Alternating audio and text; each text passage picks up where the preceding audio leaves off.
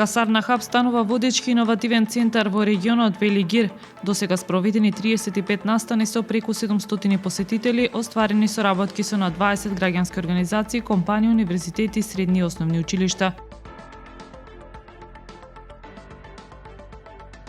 Инцидентот во Охрид има за цел да го одвлече вниманието од нашата европска иднина.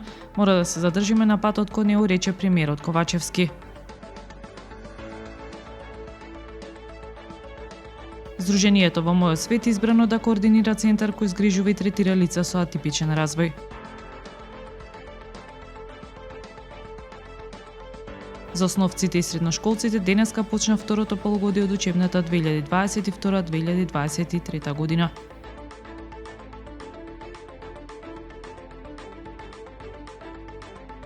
Времето утре промели облачно со температура до 6 степени.